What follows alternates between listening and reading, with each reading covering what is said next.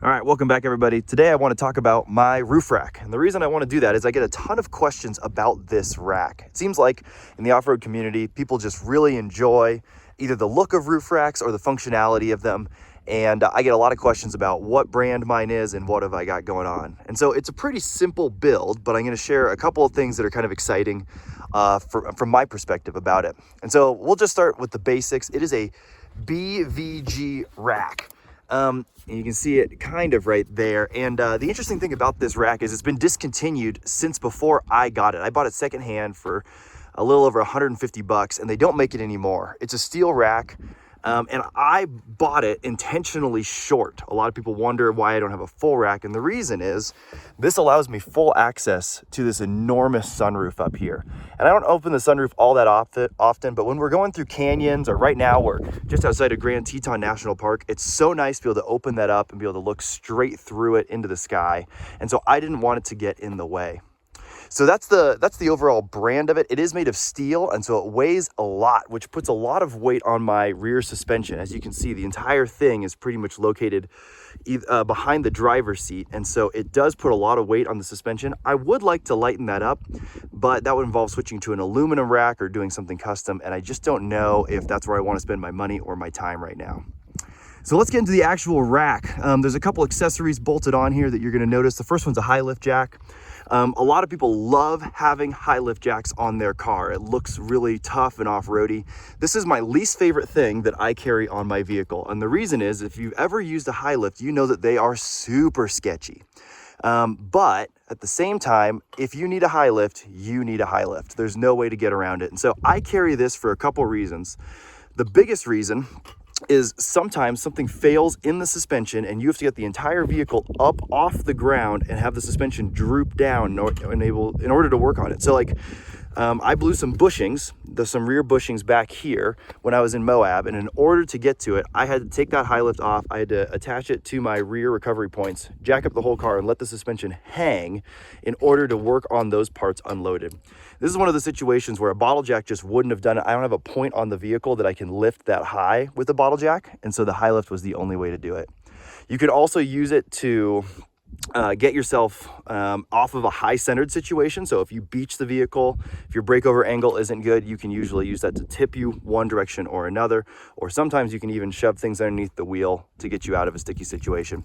So this is a necessary evil for me. I have used it now twice on the trail, once for my rig, once for a trailer, but that's the high lift. I keep it bolted up here so that it's super safe, and then I can just take it off when I need it. It's pretty quick to access, which is nice as well. I have used one of those to rebead a tire in the sand dunes, but it wasn't for my car. So there's one side. The other side, coming over here, you'll see my awning. This is an ARB 2000 awning. So it's 6 feet wide and it's 8 feet long, and I love this thing. I was pretty on the fence about whether or not this was gonna be worth it, and this has absolutely been worth it for me. As you can see, I have it set up to go past the rack, and that's mostly the nature of, I didn't want a really short awning. I wanted one that was gonna be sizable, but I didn't want one that was gonna be way out here. And I really like this. It kicks off the driver's side, offers shade and protection from the rain, and I think this has been really good. A lot of people are making cheaper awnings now, but I'm glad I went with ARB because the build quality is just second to none. It really holds up, and I've had this thing toss and turn in the wind, and it's been like in a really bad spot, and it's still held up really well. It hasn't broken anything yet, and I'm really excited about that. I'll show a couple other things about the awning. I've got it on this quick disconnect system. You can see it's rusty. It's been out in the winter for 3 years now. I need to repaint this. But I've got this on a quick disconnect system for a couple reasons. And the way it works is I've got this bolted down, and this is basically a miniature receiver hitch. And then this receiver hitch dealio goes into the back of this and it bolts the awning. And this allows me with 2 pins to pull this entire awning off for the winter. So I don't run the awning in the winter. I don't need it on there. It's just weight, and then it's out in the weather and whatnot. And this allows me to very quickly disconnect it. But I've got another one on the other side. But there's another function to this, which is that I've also modified this rack, ignore the booger welds, this was a quick job, to pivot the awning around. And so one of the advantages of the Montero is this giant bay door. You have a lot of space. You can see we live in here, And we've got our camp set up right back out here. And sometimes you're in a spot where you can live out the back of the Montero, but you can't live out of the side of it. And so I can pull this entire awning off, and I can drag and drop it and slide it into these points in about 30 seconds.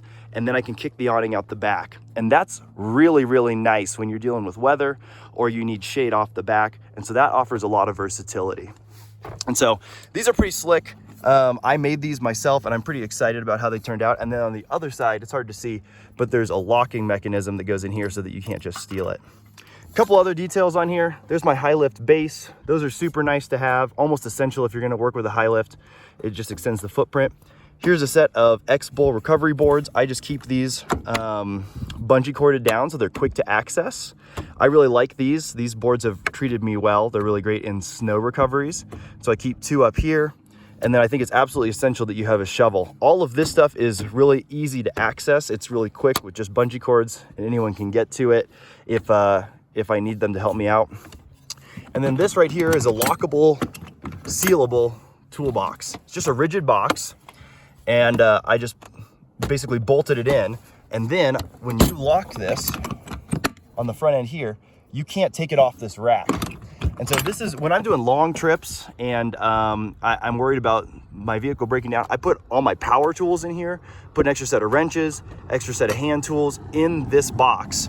It's protected from the elements, and then I'm able to carry all the things that I need, like an impact and all of that. Sometimes I'll carry ratchet straps and stuff in here as well. But this is a nice little addition. It really helps out.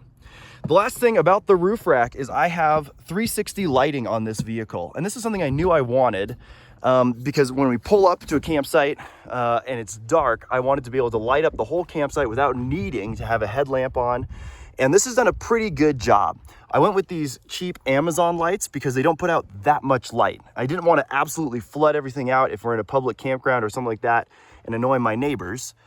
But I wanted to have something that was easy, and you can see pretty easy to adjust and move around as we need. And those all run off the second battery.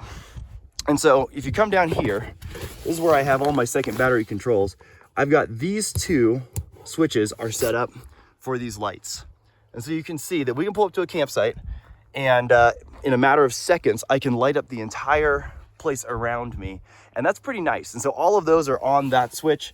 I can just come back here and I can run these pretty much from the moment we get to camp until we go to bed, and it has no consequence to the battery, even with the fridge on and whatnot. So those are all wired in. That's pretty nice. The way I got power up there, a lot of people have asked about this, is I took this entire panel apart and I just ran, this is a trailer connector, a flat 4 connector right here. I ran this up to the rack, and the reason I did that is I'm able to pull this off and I don't have to cut any wires or anything like that. And this is a really great connection for weatherproofing and that. And so I can pull the whole rack off and take it away, work on it, whatever, and come back. And then this stays with the vehicle. And then this is just tapped into that grommet right there. And this has worked out well for me for the last 3 years. So there's my roof rack. The last thing I'll mention is these crossbars. These are Thule crossbars. They're the square ones. I like them. I just use this factory roof bar. A lot of guys are taking this out if they're adding a rooftop tent and they're strengthening it, but this has worked just fine for me. I've stood up there, whether that's advised or not, doesn't really matter to me. It's worked out pretty well. And I've really enjoyed this roof rack. The only thing I'd like to change about it, like I said, is the weight. It's pretty heavy, but at this point, it's set up pretty well. My lift and tires is set up to hold it, and so I think I'll probably leave it as is. So there you go, guys. Everyone's been asking about the roof rack. There's all the information that I have on this rack. Hopefully this helps you with your build. And if you have any other questions about it, leave them in the comments below, and I'll see you on the next one.